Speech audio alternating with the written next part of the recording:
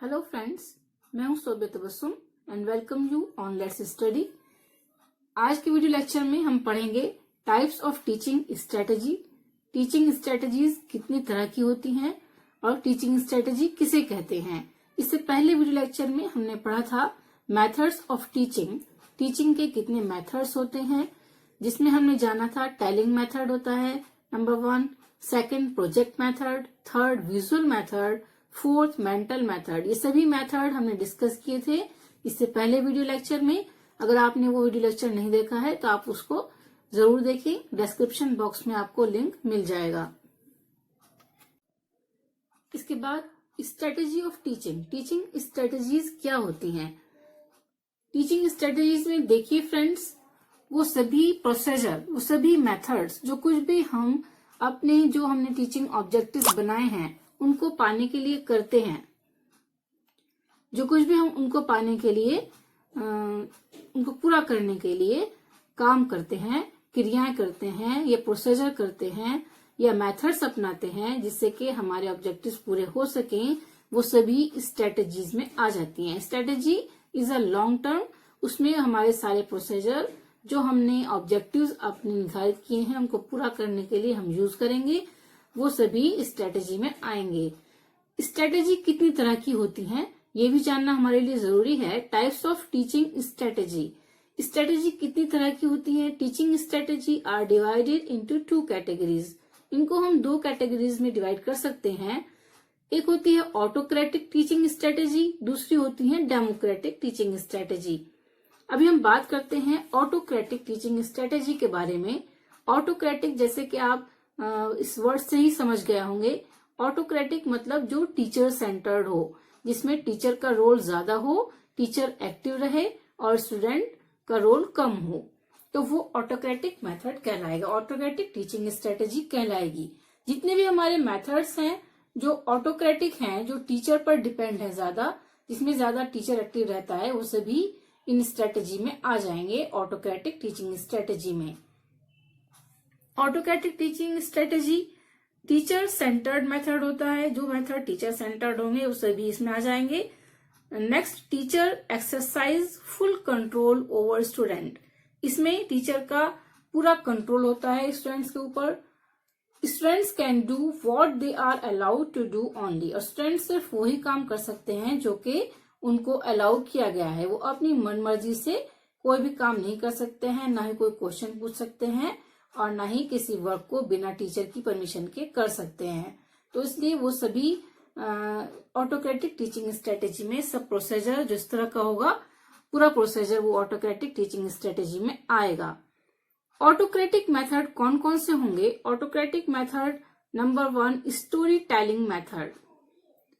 बहुत से टॉपिक होते हैं जिनको हम स्टोरी सुनाकर ज्यादा अच्छी तरह से कवर कर पाते हैं, लेकिन स्टोरी कौन सुनाएगा? स्टोरी टीचर सुनाएगा और स्टूडेंट उसको सुनेंगे, इंटरेस्ट जरूर लेंगे, उनकी वोकैबुलरी इंप्रूव होगी, increase interest of the people.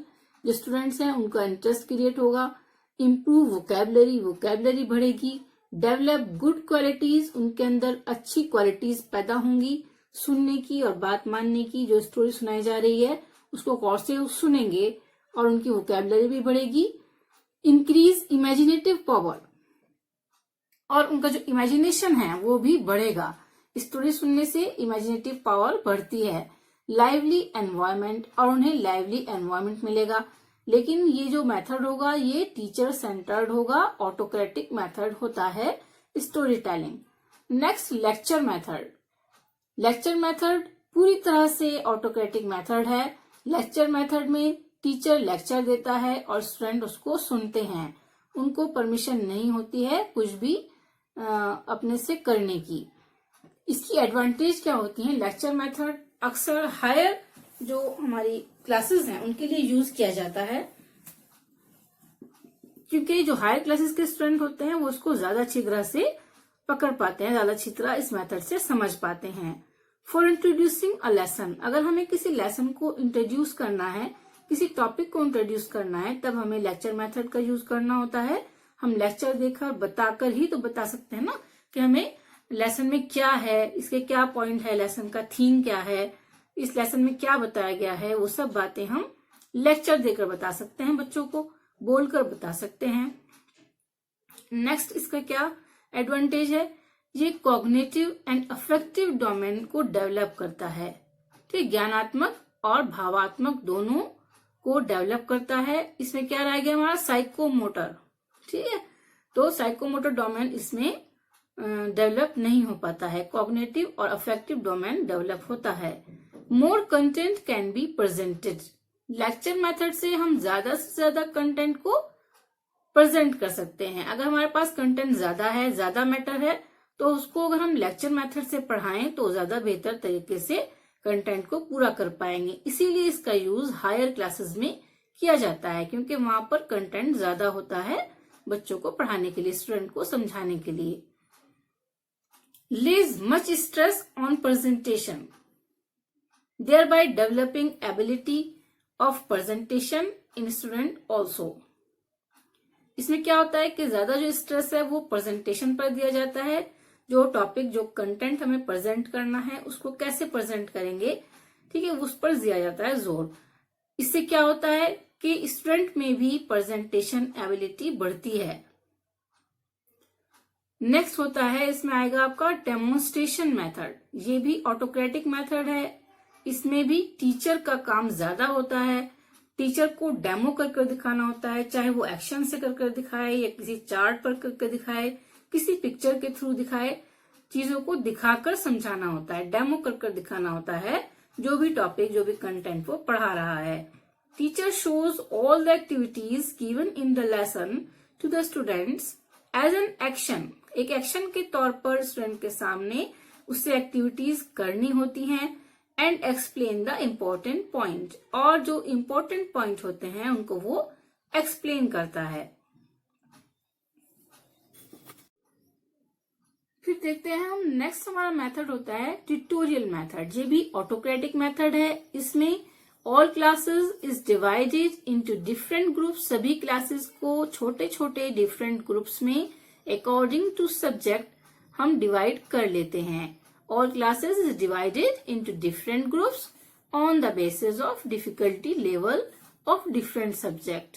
Different subjects का जो डिफिकल्टी लेवल होता है उसके अकॉर्डिंग सभी क्लासेस के स्टूडेंट्स को छोटे छोटे ग्रुप में डिवाइड कर लिया जाता है और फिर टीचर उनको पढ़ाता है। It is a type of remedial teaching. ये एक रेमेडियल टीचिंग की टाइप है। Teacher can teach in the class keeping the individual differences due to the small size of the class. इसकी क्या बेनिफिट है कि इसमें चूंकि ग्रुप छोटा होता है, स्मॉल क्लास होती है, तो टीचर जो स्टूडेंट के इंडिविजुअल डिफरेंसेस हैं उनको ध्यान में रखते हुए स्टूडेंट को टीच कर सकता है। Every student get the chance to express the problem individually. अपनी प्रॉब्लम को इंडिविजुअली व्यक्त करने का, एक्सप्रेस करने का उसको चांस भी मिलता है। लेकिन इसमें जो मेन रोल होता है वो टीचर का होता है, इसलिए इसको ऑटोक्रेटिक मेथड में रखा गया है। अब हम देखते हैं democratic teaching strategies. Democratic teaching strategies क्या होती हैं, जिसमें कि कंप्लीटली चाइल्ड सेंटर्ड स्ट्रेटेजी, जो स्ट्रेटेजी कंप्लीटली चाइल्ड सेंटर्ड होती है उसको हम डेमोक्रेटिक टीचिंग स्ट्रेटेजी में रखते हैं। Interest, capacity, attitude and needs of learner are taken into account. इसमें क्या होता है इन मेथड्स में, इन स्ट्रेटेजी में जो हम पूरा प्रोसीजर अपनाएंगे क्लास में, उसमें हम ये ध्यान रखेंगे कि जो स्टूडेंट का इंटरेस्ट है, उनकी जो कैपेसिटी है, एटीट्यूड है और उनकी नीड्स, उनकी जरूरतें हैं किसकी, लर्नर्स की, उनको हम ध्यान में रखें। आर टेकन इनटू अकाउंट, उनको ध्यान में रखते हुए पढ़ाया जाएगा। It develops affective, cognitive and psychomotor domain. इसमें तीनों पक्ष स्टूडेंट के है ना, ऑल राउंड डेवलपमेंट होता है, अफेक्टिव भी, cognitive and psychomotor. Maximum interaction between teacher and student are seen. इसमें हम देखते हैं कि जो इंटरेक्शन है टीचर और स्टूडेंट के बीच वो ज्यादा से ज्यादा होता है। स्टूडेंट और टीचर अपनी बात एक दूसरे से कह सकते हैं, जो उनके नहीं समझ आता है वो पूछ सकते हैं। ठीक है, टीचर जो उसने पढ़ाया है वो ये देख सकता है कि स्टूडेंट के समझ आया है नहीं, स्टूडेंट से क्वेश्चन पुटअप कर सकता है। तो इसलिए इंटरेक्शन ज्यादा से ज्यादा होता है। Teacher work as a guide, teacher एक टीचर के तौर पर नहीं, एक गाइड के तौर पर, एक हेल्पर के तौर पर काम करता है। All round development of learner, और लर्नर का ऑल राउंड डेवलपमेंट करता है। डेमोक्रेटिक मेथड, डेमोक्रेटिक मेथड कौन कौन से होते हैं? फर्स्ट हम रखेंगे डिस्कशन मेथड को, जिसमें किसी भी टॉपिक को हम का जो प्रॉब्लम है उसका सॉल्यूशन डिस्कस कर निकालें, वो डिस्कशन मेथड होगा। It is a method like question answer method, इसी तरह का एक मेथड है जैसे कि हम क्वेश्चन आंसर, जैसे कि हम किसी प्रॉब्लम के ऊपर क्वेश्चन, किसी प्रॉब्लम के ऊपर सभी स्टूडेंट्स को ग्रुप बनाकर उनसे आंसर लें, उनसे आंसर पुटअप करें उस प्रॉब्लम के ऊपर, उसके प्रॉब्लम के सॉल्यूशन के ऊपर, तो वो क्वेश्चन आंसर मेथड होगा। इसी तरह से डिस्कशन मेथड भी होगा। इसकी क्या एडवांटेज होंगी? थिंकिंग एंड कम्युनिकेटिंग पावर, जो थिंकिंग और कम्युनिकेटिंग पावर है वो इंक्रीज होगी, स्टूडेंट की सोचने की और आपस में बातचीत करने की, कम्युनिकेशन करने की जो पावर है वो इंक्रीज होगी। इसके बाद हम देखेंगे कि क्या कर सकती है। Expression ability can be develop, creative potential, expression ability can be developed, जो एक्सप्रेशन एबिलिटी है वो बढ़ती है, एक्सप्रेस कर पाते हैं student. Higher level cognitive and affective objective can be realise through classroom discussion, classroom discussion से जो कॉग्निटिव और अफेक्टिव ऑब्जेक्टिव हैं हमारे, जो हमने ऑब्जेक्टिव बनाए हैं कॉग्निटिव और अफेक्टिव डोमेन के, उनको हम हायर लेवल पर गेन कर सकते हैं। नेक्स्ट है heuristic method. What is heuristic method? Heuristic method एक इम्पोर्टेंट मेथड है। इसमें क्या करता है teacher? Student learn as teacher raise problematic situation before the student and also guide them.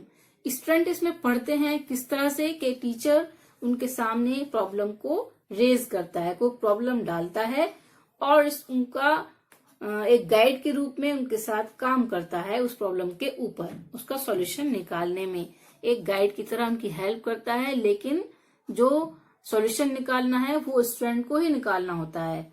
तो स्टूडेंट इस तरह से सीखते हैं, इसमें यानी कि कर सीखते हैं। उनको प्रॉब्लम दी जाती है, उस पर उन्हें सोचने के लिए, उसका सॉल्यूशन निकालने के लिए कहा जाता है। जहां पर उन्हें डिफिकल्टी आती है, प्रॉब्लम आती है, वहां टीचर उनकी हेल्प करता है।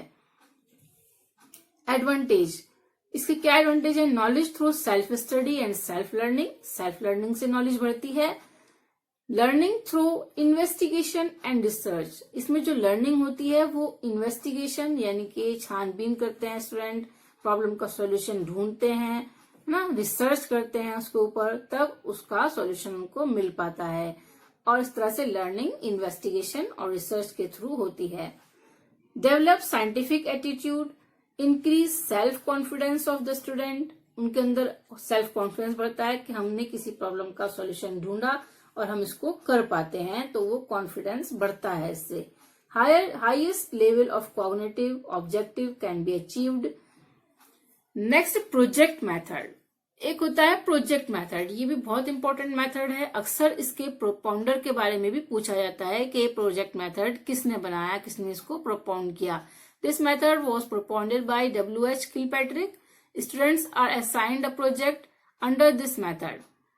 ठीक है, इसमें क्या होता है, स्टूडेंट को एक प्रोजेक्ट दिया जाता है और दे फाइंड सॉल्यूशन, और वो उस प्रॉब्लम का, उस जो प्रोजेक्ट है उसको पूरा करते हैं of the problem based on different sources, अलग अलग सोर्सेज के आधार पर उस प्रॉब्लम का सॉल्यूशन वो ढूंढते हैं और अपने प्रोजेक्ट को कंप्लीट करते हैं।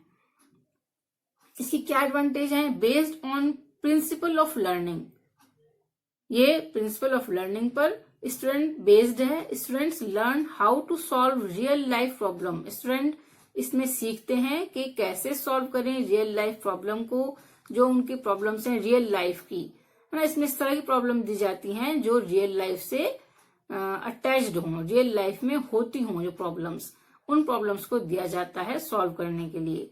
स्टूडेंट्स लर्न कोऑपरेशन, और आपस में प्रोजेक्ट में 2-3 स्टूडेंट को एक ही प्रोजेक्ट दिया जाता है, छोटे ग्रुप बनाकर प्रोजेक्ट्स दिए जाते हैं, प्रॉब्लम्स दी जाती हैं जिनको वो आपस में मिलकर सॉल्व करते हैं, उस प्रोजेक्ट को कंप्लीट करते हैं।